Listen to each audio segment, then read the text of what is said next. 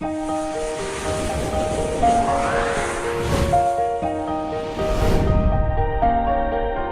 back, dear student, to the tetrahedron chemistry classes.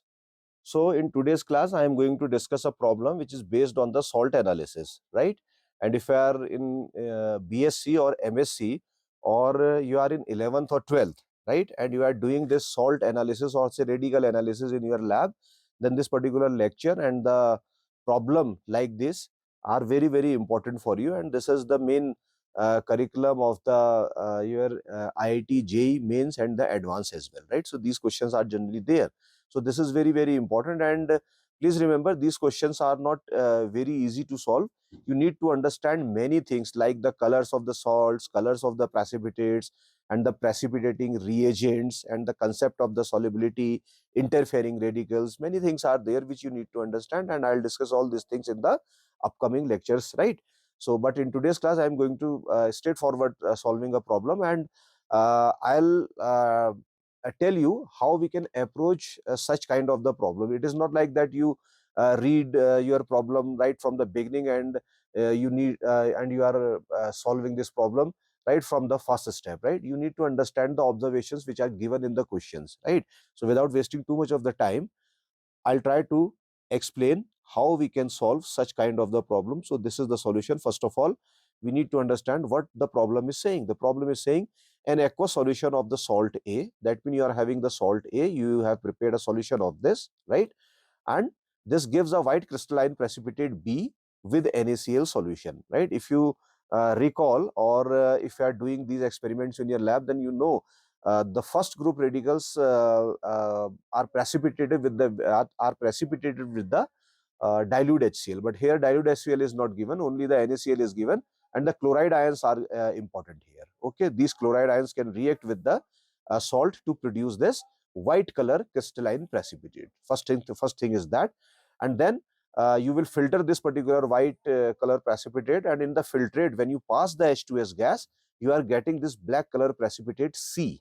Okay, and your compound B, which was your white crystalline precipitate, if you dissolve this in the hot water, it gets dissolved, and the solution gives yellow precipitate. When this dissolved white color precipitate, you treat it with the potassium iodide, and on cooling, that means you actually dissolve this white color precipitate, right, and heat it, and then add Ki to it, and then cool, then you will get the yellow color precipitate D.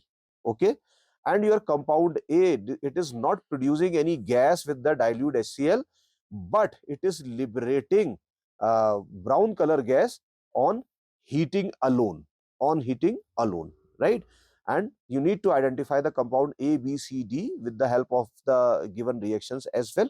Okay, so how we can approach such kind of the problems? So let us start our things. Say you are having this salt A, and what you are doing, you are reacting this salt A with the NaCl solution, and when you are reacting with the NaCl solution, you are getting the white color precipitate, white PPT I am writing, or white crystalline PPT, which is given in the question, and this is basically your compound B.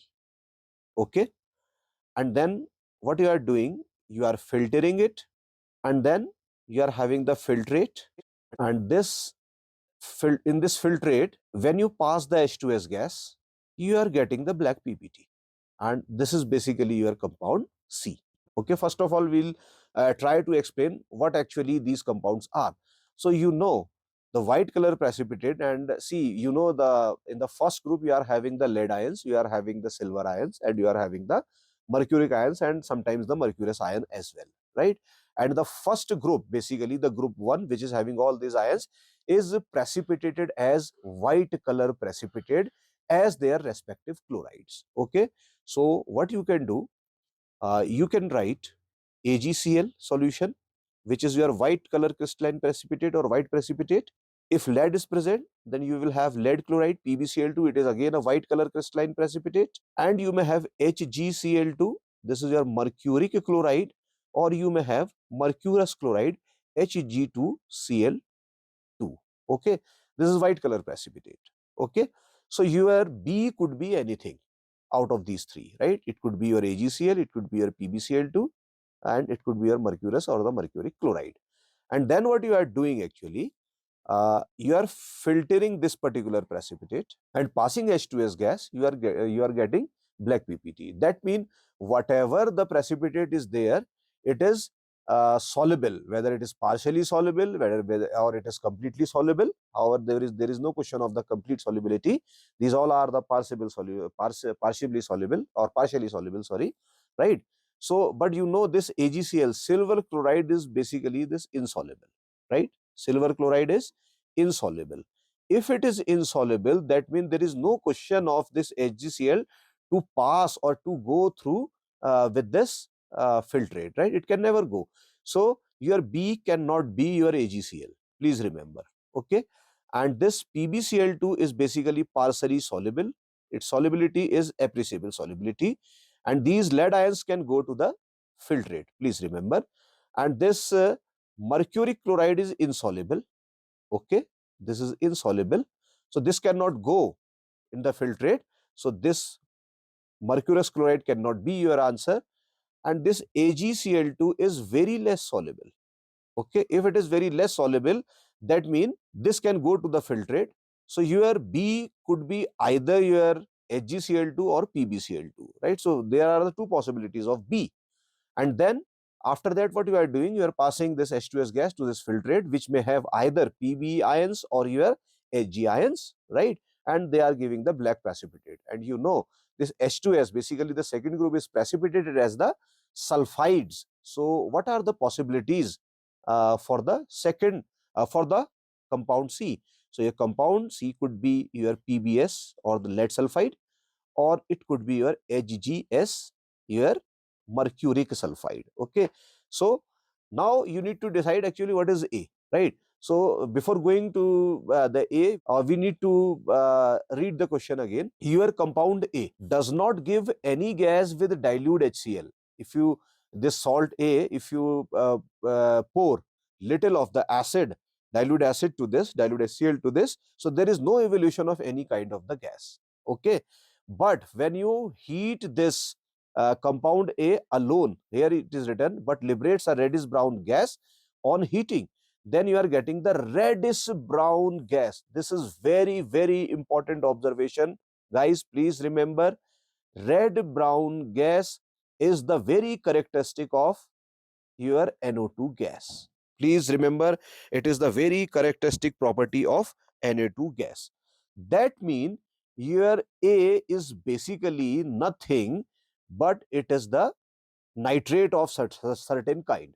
So what we can assume, your A could be anything. It could be your lead nitrate, or it could be your HgNO3. But remember one thing, another very, very important observation. This nitrate, when you heat any nitrates, and this is key actually, right? So what you need to understand is the very important point. All the nitrates, right, they do not gives off any gas on treatment with the dilute HCl. This also confirms that your A is either your lead nitrate or your mercury nitrate, right? And the important thing is that when you heat this mercury nitrate alone, right, it will not give characteristic brown color gas. This gas, which is your reddish brown color gas, when you heat this mercury nitrate, it will not give this characteristic brown color gas. That means you can discard the possibility of your this mercury nitrate as well. So one thing is confirmed, your compound A is nothing but your lead nitrate. So A is confirmed from here. So I'm writing here, A is basically your PbNO3 whole twice, right? When only lead nitrate is there, mercury is not there, then there is no question of having mercury sulfide here. So this cannot be your answer. Your C is this, PbS. So A is your lead nitrate, and this confirms this cannot, this your, I'm writing the blue color for this one. B is your lead chloride, and C is the lead sulfide. So here in the next page, what I can do, I can write this thing. These three you have confirmed, right? I'll also explain the reactions involved in this.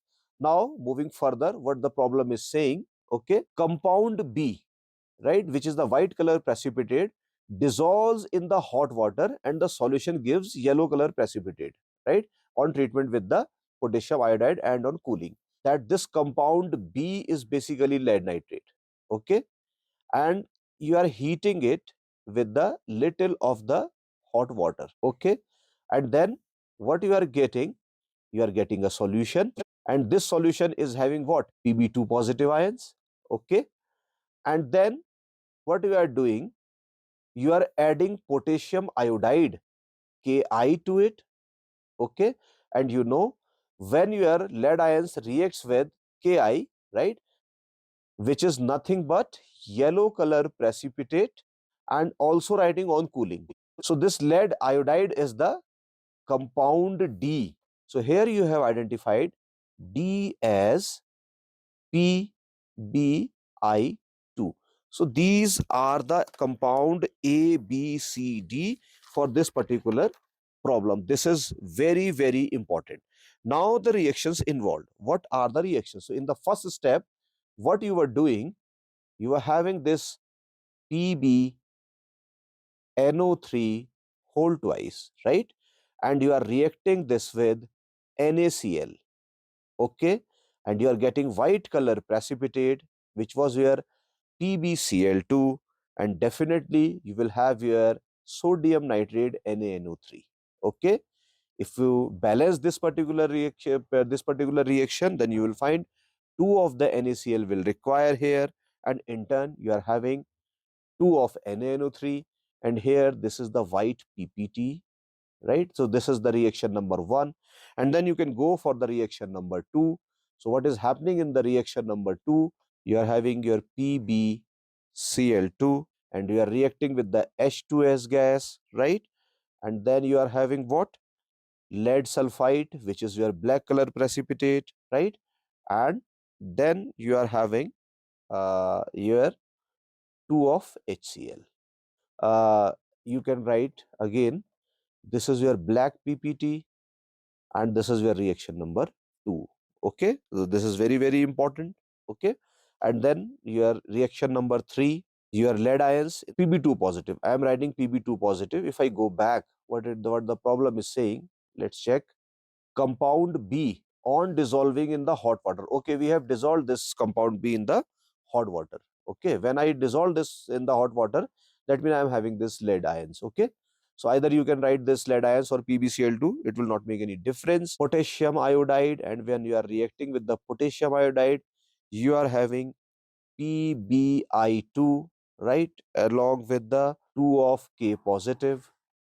This is your yellow PPT. So these are the reactions involved.